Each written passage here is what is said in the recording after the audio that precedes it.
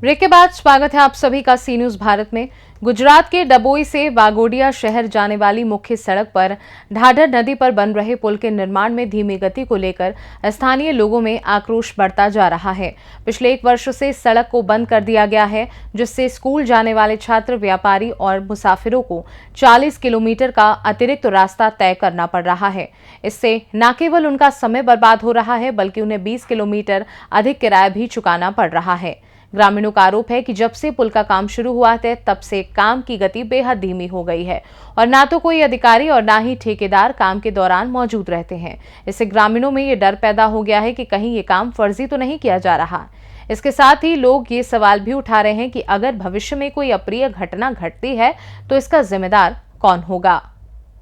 स्थानीय लोगों ने इस संबंध में डेप्यूटी कलेक्टर और आरएनबी विभाग के अधिकारियों को ज्ञापन भी सौंपा है, लेकिन जब भी कोई ज्ञापन दिया जाता है तो जिला कलेक्टर नई समय सीमा बढ़ा देते हैं, जिससे ग्रामीणों की उम्मीदें टूट जाती हैं। ग्रामीणों ने यह भी मांग की है कि पुल का काम जल्द पूरा हो और गहरी व विजिलेंस जांच के बाद ही इसे खोला जाए। वागोडिया और औद्योगिक शहर माना जाता है, जहां हर दिन 2000 से अधिक छात्र और कर्मचारी आते जाते हैं, जिन्हें इस बंद रास्ते की वजह से काफी परेशानियों का सामना करना पड़ रहा है। इसलिए ग्रामीणों को उम्मीद है कि इस समस्या का शीघ्र समाधान होगा और सड़क फिर से सुचारू रूप से चालू होगी।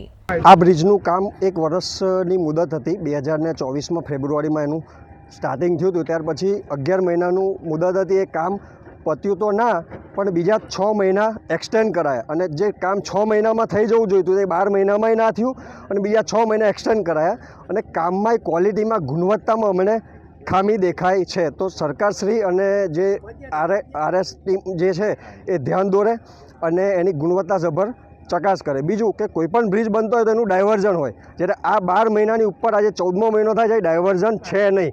ઘણી વખતે ચાલુ કરે તો બાઇકોને જવા દે, ફોર વ્હીલને અટકાવી દે, એવી રીતના હેરાનગતિ પબ્લિક થાય છે। બીજું કે આ મેઇન રસ્તો છે ડભોઈને વાઘોડિયાને જોડતો, ત્યાં આગળ છોકરાઓ પારુલ યુનિવર્સિટી, સુમનદીપ વિદ્યાપીઠ, પછી લીમડા જીઆઈડીસીમાં નોકરિયાત વર્ગ અને અહીંના જે બધા ખેડૂતો છે એમને અવર જવરમાં ઘણી તકલીફો પડે છે। ડાયવર્ઝનનો જે રસ્તો છે એ સિંગલ પટ્ટી ઇન્ટરનલ ગામડા છે, 15 કિલોમીટર ફરવાનું થાય છે, એટલે એમાંય ઘણા એક્સિડન્ટો થાય છે અને પબ્લિક ઘણી હેરાન થાય છે। તો સરકારશ્રીને અમારી નમ્ર વિનંતી છે કે તમે આમાં ध्यान આપો।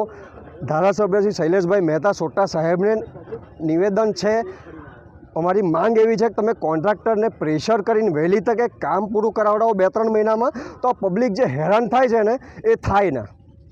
બસ અમારી એ જ માંગ છે અને કદાચ જો આ વહેલી તકે પૂરું નહીં થાય એપ્રિલના 30 તારીખ સુધી, તો પછી અમે ગામ લોકો, અમારા જે 10-12 ગામ લોકો આવે છે એ ગામ લોકો ભેગા થઈને ઉગ્ર આંદોલન ગાંધી ચિંધ્યા માર્ગે કરીશું, એની ખાતરી આપું છું। અમારે ડભોઈથી વાઘોડિયા તરફ જે રોડ જઈ રહ્યો છે અને ત્યાં બ્રિજનું કામ ચાલુ છે, એ બ્રિજના કામ પર ગોકળ ગતિએ કામ ચાલે છે અને દરેક સ્ટુડન્ટ હોય કે પછી નોકરિયાત વર્ગ હોય કે ખેડૂત વર્ગ હોય, એ બધાને અવર જવર માટે એવી અસુવિધા ઊભી થયેલી છે કે જેથી કરીને દરેક વ્યક્તિ આ રસ્તા પર હેરાન થઈ ગયો છે। અને આ બ્રિજની ગુણવત્તામાં અમને ડાઉટ લાગે છે કે અવારનવાર 2 કે 3 કંઈક કોન્ટ્રાક્ટર બદલાયા અને અત્યારે જે કોન્ટ્રાક્ટરને આપ્યું છે, હવે એમાં કઈ રીતનું કામ ચાલી રહ્યું છે એ તો વિજિલન્સ ઓફિસર કે એના દ્વારા તપાસ કરાય, એના સેમ્પલ લઈ અને પછી દરેક જગ્યાએ તપાસ કરીને આ બ્રિજને ચાલુ કરે અને સત્વરે ચાલુ થાય એવી અમારી માંગ છે કે જે એપ્રિલ સુધીમાં ચાલુ થાય, આવી અમારી અત્યારે માંગ છે। એના લગતા આરએનબી વિભાગ હોય, ગવર્મેન્ટના કોઈ પણ હોય કે ધારાસભ્યશ્રી હોય, ગમે તે વ્યક્તિ એમાં રસ દાખવી અને અમારું કામ પૂર્ણ કરે એવી અમારી માંગણી છે। ડભોઈ ડોલાર એ ડભોઈ તાલુકાનો એક અગત્યનો રોડ છે, જે ડભોઈ તાલુકાને વાઘોડિયા તાલુકા સાથે જોડે છે। તો એ રસ્તા ઉપર હાલ ઢાઢર નદી ઉપર બની રહેલા માઇનર બ્રિજનું કામ પૂરજોશમાં ચાલુ છે। જે બ્રિજમાં વરસાદમાં 4 મહિના પૂરના કારણે કામગીરી થઈ શકેલ ન હોય, જેના કારણે હાલમાં આપણે કલેક્ટર સાહેબ પાસેથી જાહેરનામું મંજૂર કરેલ છે. જે જાહેરનામા અન્વયે 31/5/25 સુધીમાં સદર બ્રિજની કામગીરી પૂર્ણ કરવાનું આયોજન છે. પરંતુ હાલ સ્થળ ઉપર વધુ ઝડપથી અને વધુ સારી રીતે બ્રિજ થઈ શકે અને ઝડપથી બ્રિજ ઓપન કરીને લોકોની સમસ્યાનું નિવારણ લઈ શકે એ રીતે કામના આયોજનના ભાગરૂપે 30/4/25 સુધીમાં કામ પૂર્ણ કરીને બ્રિજને ખુલ્લું મૂકી દેવાનું આયોજન છે.